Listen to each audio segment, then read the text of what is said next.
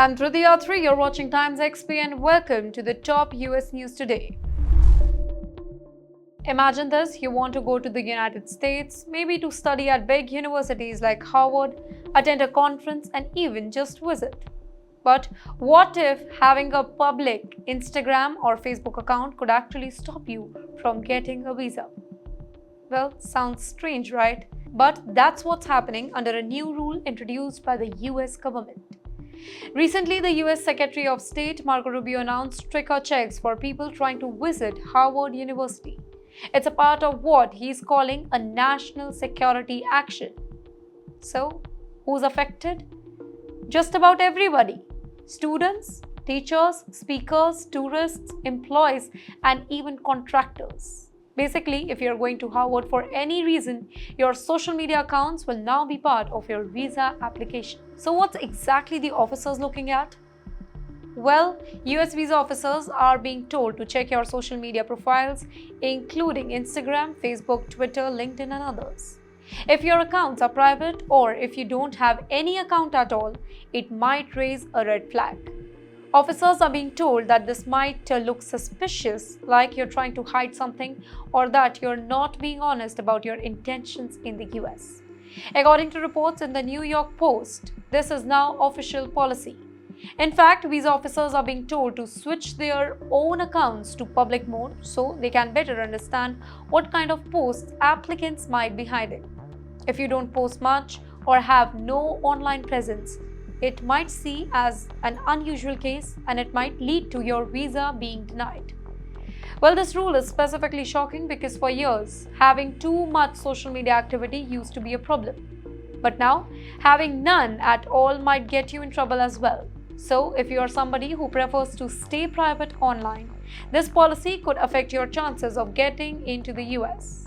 Many people are calling this move controversial, specifically because it targets people visiting a specific school, Harvard, which has always been in the news for its disagreements with the political figures. But the US government says that it's all about national security and making sure that visitors are properly checked. Another question: what can you do if you are planning to apply for a US visa soon? It's probably a best idea to make sure that your social media looks clean, public, and active. And also avoid anything that could be misinterpreted. Did you know that India is now the country with the biggest number of Instagram users? All they do is scroll Instagram the entire day. As of February 2025, more than 413 million Indians are using Instagram. That's way more than other countries, by the way. The United States comes next with about 171 million users and Brazil in very close with 140 million. Countries like Indonesia, Turkey and Japan are also among the top when it comes to total Instagram users. And let me tell you, here we are not talking about the creators. We are talking about the scrollers. But when we look at how many people are using Instagram as compared to the total population, smaller countries are in the lead. For example, Kazakhstan has the highest Instagram reach. About 86% of people over there are on Instagram. After that, Turkey are not far behind, with 85% of their population among using that particular app. In places like the UAE, Brazil and Bahrain, Instagram is a daily part of life for a huge number of people. And these people are not creators. They are not earning when they look at the Instagram. They are just passing their time. Instagram is growing too fast. It took about 11.2 years for the platform to reach 2 billion active users each month. That's quicker than Facebook and YouTube too. Only WhatsApp was slightly faster, hitting that mark in 11 years. And with all these apps are owned by the same company, Meta. Now let's zoom into the United States. As of early 2025, Instagram is the fourth most visited social media app in the country. It's behind Facebook, Pinterest and X. Among younger people, specifically Gen Z, TikTok is more popular right now. In fact, Instagram has slowly become less popular with Gen Zs since 2019 in the US.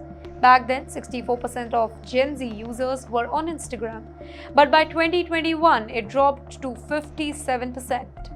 However, Instagram is still favorite for people aged between 25 to 35, making up the largest group of the United States users. Also, more women in the US use Instagram than the men. So, brands often use Instagram to reach female shoppers and the audience. And who are the most followed people on Instagram? Leading the pack is Instagram's own official account with over 672 million followers. After that comes football superstar Cristiano Ronaldo with over 628 million followers, followed by Messi, who has more than 502 million.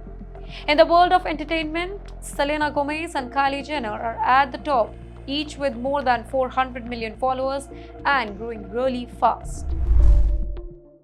Can you imagine getting your US student visa approved in just 15 seconds? Sounds unbelievable, right?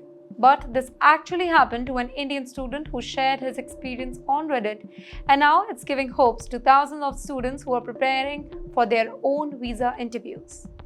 The student, who is heading to New York University for his undergraduate studies in economics and computer science, recently posted about his visa interview at the US consulate in Mumbai. According to the post, the entire interview lasted just 10 seconds of talking and 5 seconds of typing.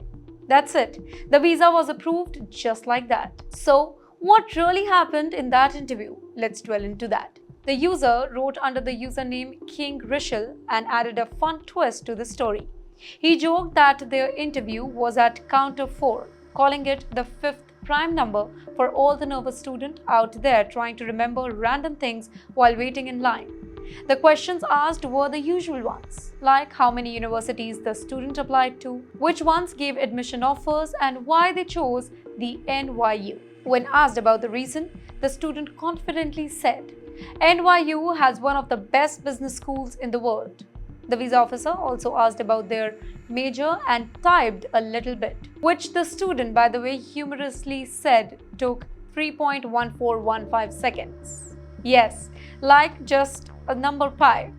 And just like that, visa approved. One important point, the student mentioned that they had previously international travel history, including a visit to Canada. This kind of travel record sometimes helps because it shows that the applicant has traveled abroad and returned responsibly. So if you have traveled abroad, this could work in your favor. In the end, the student was so happy that they said that they danced away in celebration. They left an encouraging messages for others too. Don't worry, everything should mostly be okay when you go. This story is now spreading online because so many Indian students are preparing for F1 visa interviews for fall 2025. With a huge number of students applying for universities in the US, specifically for tech and business programs, this kind of positive and funny story is a big relief. So, what can we learn from this? Be confident, be kind, know your course and university, and most importantly, stay calm. Visa interviews don't always take a long time. If your documents are clear, your answers are simple, and you show genuine interest in your education. A very disturbing video is going viral on social media, and people are shocked after watching it. The clip shows a young Hispanic woman being arrested on a street in New York City, and the way it all happens has made many people angry and upset. The girl is seen screaming, handcuffed and clearly scared, while police officers grabbed her and pushes her. Well, this has sparked a lot of questions about how immigration enforcement is being done in the US today. But yes, many people are also in the favor. In the video, a female NYPD officer is holding the girl tightly. I repeat, a female. She is handcuffed and crying loudly. A man who seemed to be a bystander tries to stop the police, but they pushed him aside. Then more police officers arrived, and together they took the girl to the police car. In the meantime, the girl asks the police officer to give her phone, but the officers ignore her request.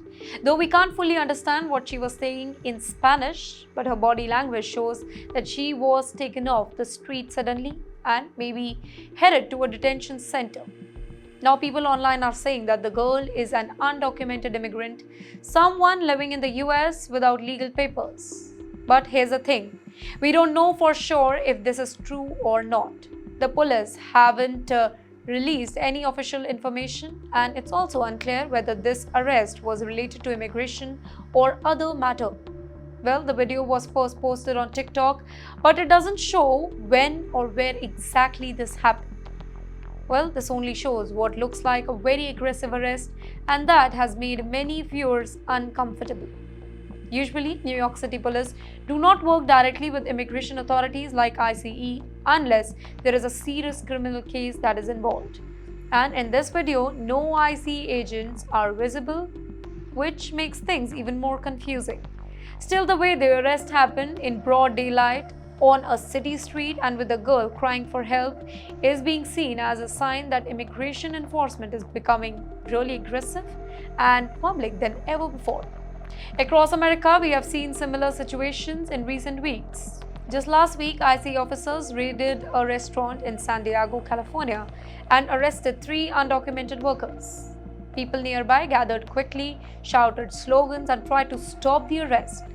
In Georgia, a Mexican girl was arrested and later released on bond, and the police officers who wrongly arrested her was so shaken by the public response that he quit his job. What's also interesting is how different communities react. Many Indians living without documents in the US stay silent and avoid speaking out, even after arrests or raids. But in the Hispanic community, people often protest loudly, post videos online, raise donations through crowdfunding, and stand together to protect one another. It's also important to know that ICE has changed its strategy recently. The goal now is not only to arrest people, but to create fear. Fear so strong that undocumented immigrants might choose to leave the US on their own.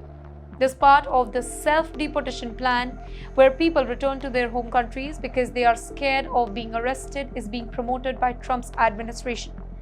However, we still don't know how many people are using this program or what countries that they are from. So in simple words, the US immigration is becoming tougher and more public. If somebody is undocumented, it's high time that they be extra careful. Just a few years ago, many people living without legal papers in the United States could move around without too much fear. But now that's changing fast, of course, because of none other than Donald Trump. These days, immigration officers are cracking down everywhere. And even places like nightclubs are no longer safe for undocumented migrants.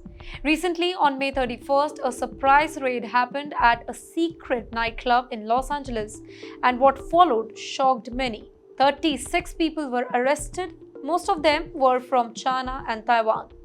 According to officials from Homeland Security Investigations, a team under ICE, these individuals were found to be living illegally into the United States.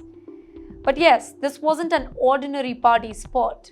The club was running underground, which means that it was operating secretly without proper licenses. Many of the people arrested were young women, and a few were found intoxicated. The authorities haven't shared the nightclub's exact location or any sort of name, but based on what they found, it's kind of clear that illegal activities might have been happening over there. This is according to the report of I Am Gujarat. But yes, this isn't the very first time that something like this has happened. Just a few weeks earlier in May, another nightclub in Colorado was raided. That place was also filled with undocumented immigrants, and police also found some drugs being sold inside. These underground clubs are now under serious watch. Well, a lot of immigrants, including Indians, travel to cities like Los Angeles for fun, tourism, or nightlife. But now, even visiting such hidden clubs can put people in serious trouble, specifically if they don't have legal status in the US. But why is this happening so often now? Well, according to American media, ICE is acting quickly on any tip-offs that they receive. For example, restaurant raids in California last week were based on secret information, and 3 undocumented workers were caught. Even during weekend traffic stops, immigration checks are now becoming more common in states across the US. ICE has also issued a clear warning to the US employers: do not hire unauthorized workers. In fact, one Indian man in Texas shared how he had a job offer at a motel. But the owner cancelled it after finding out that he didn't have a valid work permit. Even though he can apply for a permit in a month, the processing time is long and employers are no longer willing to take that risk. The situation is specifically tense because US President Donald Trump has set a goal of arresting 3,000 undocumented immigrants every single day. A young Indian man named Bhavik Ketan, who studied at UC Berkeley, has gone viral on social media after making a surprising claim. In his bold post, he said that he tricked investors into taking meetings with him, even though he had no real product, no business plan, and no startup pitch.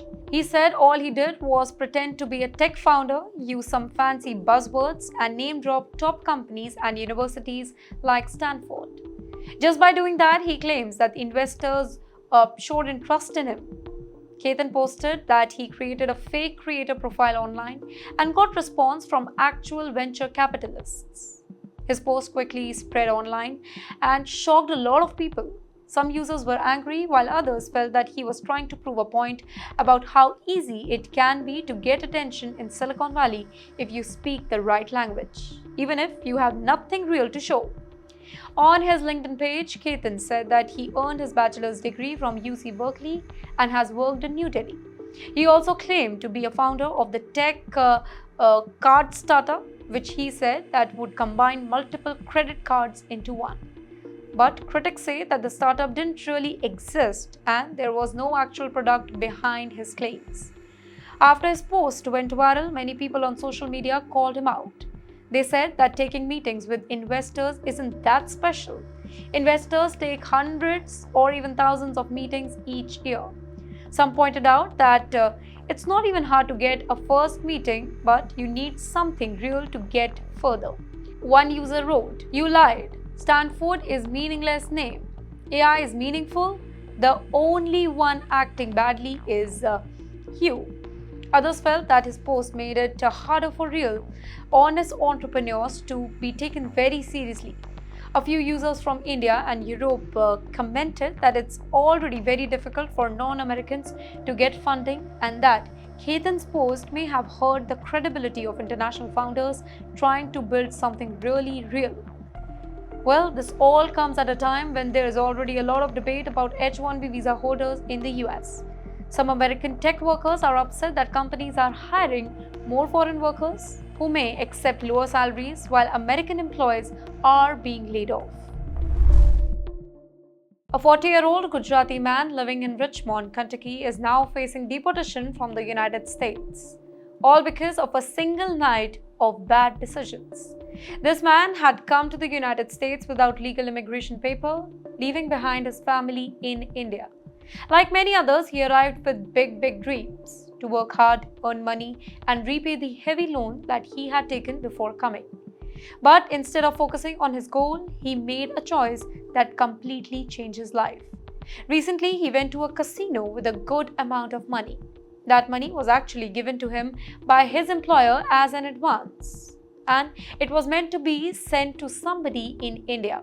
However, the man thought that he could double the money quickly by gambling and using the extra cash to pay off his debts.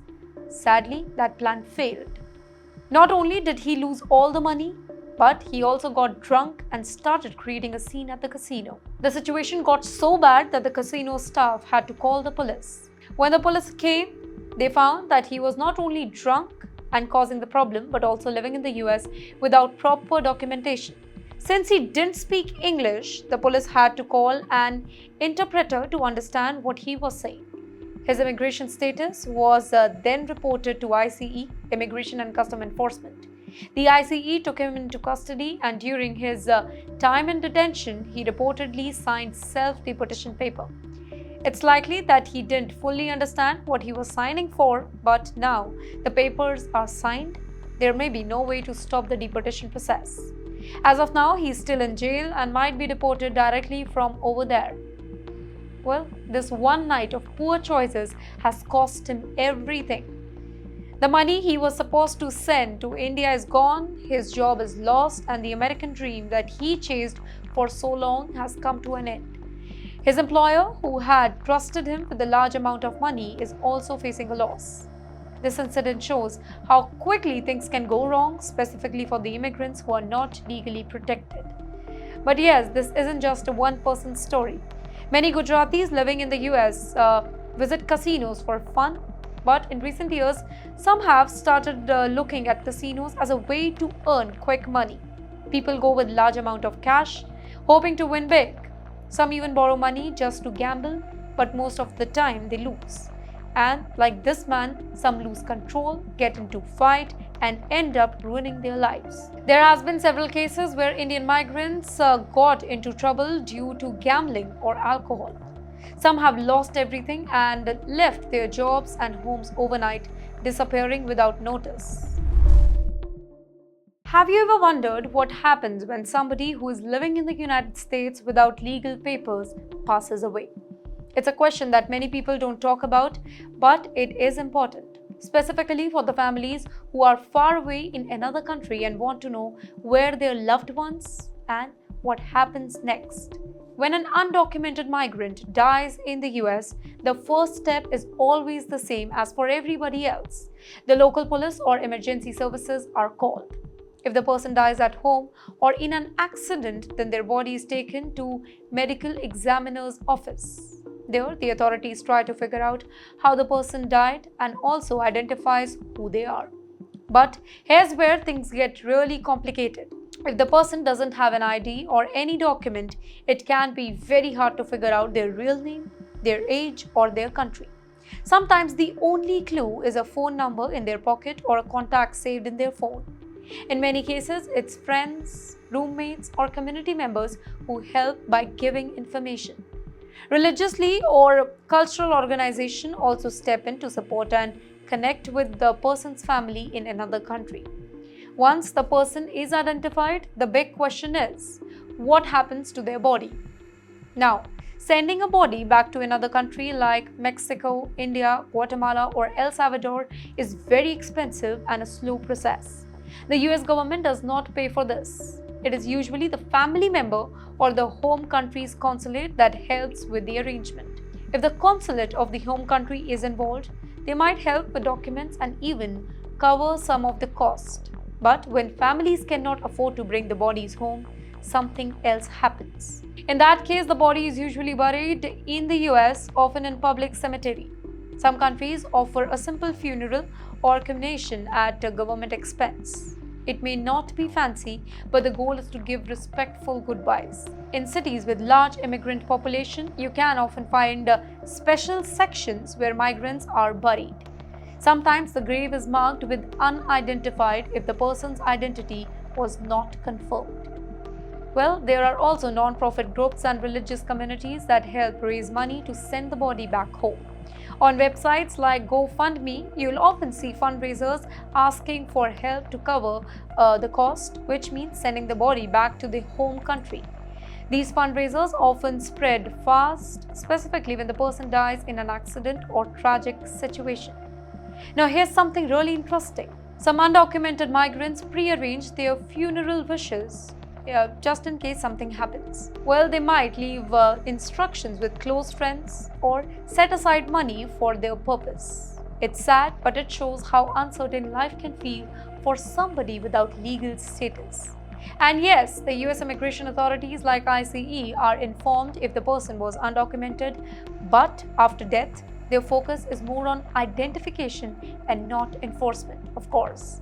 The main goal becomes handling things with dignity and respect. A young student from Telangana landed in serious trouble after trying to take a shortcut to study in the United States. The 28-year-old, originally from Telangana, was recently deported from the US and arrested at Hyderabad's Rajiv Gandhi International Airport. His mistake?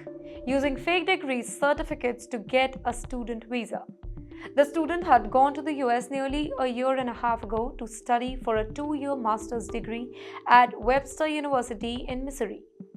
He stayed there for about a year before coming back to India. When he tried to return to the US again, immigration officers at the airport noticed something was wrong. His service record, the official system that tracks international students, has been marked as inactive. That raised a red flag. Upon questioning, he reportedly admitted to the US immigration officers that the educational documents that he submitted for the visa were actually fake. These fake degree certificates were claimed to be from Madurai Kamraj's University, and after confessing, he was sent back to India, and local police arrested him at the airport on June 1st. But the story didn't end there. Police also arrested the man who allegedly helped him get those fake documents. Well, the second person, who runs an education consultancy called Dhanlakshmi Overseas in Hyderabad, India, was taken into custody the very next day. Officers said that they seized a shocking number of fake documents, about 150 forged mark sheets, certificates, and even fake recommendation letters. Some were claimed to be from Madurai only, while others were from other universities. The police also found 10 lakh rupees in cash during the raid. According to the police, this consultancy has been running this scam for at least 5 years and has helped about 15 students to go to the US using fake papers. They were reportedly charging each student about 1 lakh rupees for this particular service. You know what? This case is a major warning to students and families hoping to study abroad.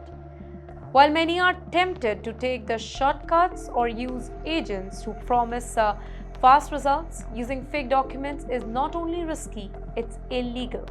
Getting caught can mean losing your visa, getting deported, and facing criminal charges both abroad and back home. US immigration authorities are becoming stricter with student visa applications, and all details, including educational history, are checked carefully using systems like SEVIS. In 2023, more than 200,000 Indian students went to study in the US. That's a record number, by the way. But along with this, the US authorities are also keeping a close watch. More and more Indian students who dream of studying in the United States are now worried that their social media accounts could hurt their chances of getting a visa. After the Trump administration announced stricter checks on online activities, many students started deleting old posts and even an entire account out of fear. But experts are warning, deleting everything too quickly might not help and could even raise red flags during the visa process. In the past, visa officers mostly looked at documents like admission papers, financial proof, and academic scores. But now, the US is also asking for the social media handles of applicants from the past 5 years. This means that immigration officers can go through your Facebook, your Instagram, LinkedIn, TikTok, or even X just to understand who you are. They are not just looking for criminal activities. They are also checking your political views, activism, jokes, and even likes and shares that might find suspicious. Well, the sudden shift has created panic among many students. Fearing rejection, some are turning their profile private, while others are deleting posts or entire account. But visa consultants say that this can actually do more harm than the good. If an account suddenly disappears or becomes completely empty right after applying for a visa, it can look suspicious, almost like you're trying to hide something. You know what makes this thing even trickier is that the US hasn't clearly said what kind of content is considered objectionable. Posts that express strong political opinion, jokes about sensitive topics, or content related to protests can all come under scrutiny. Well, in recent months, students have become specifically very cautious about anything that is related to global political issue like the Israel-Palestine conflict. Even liking or sharing posts that appears to support controversial groups or criticize the US policies could be a reason for visa denial, specifically with the AI tools now being used to flag such behavior. You know, the problem is students often post things casually, without thinking about how it might be seen by the foreign government. A joke or a meme that seems harmless in India could be taken seriously by US immigration officers. Even following certain pages or liking a political comment could be misunderstood. And that's why experts are advising the students to think long term. It's better to be mindful from the start rather than rushing to delete every single thing later. Instead of wiping out their digital presence, students are encouraged to clean up their accounts in a very smart way. That means hiding old posts that might be questionable, adjusting a privacy setting, and focusing on content that shows a serious global mindset. Sharing academic goals, community activities, achievements, and positive interactions can actually help paint a better picture. It's very important to understand that your online behavior is now seen as part of your overall personality. US officials might use it to judge whether you're a good fit for the country, not just academically but also socially and politically.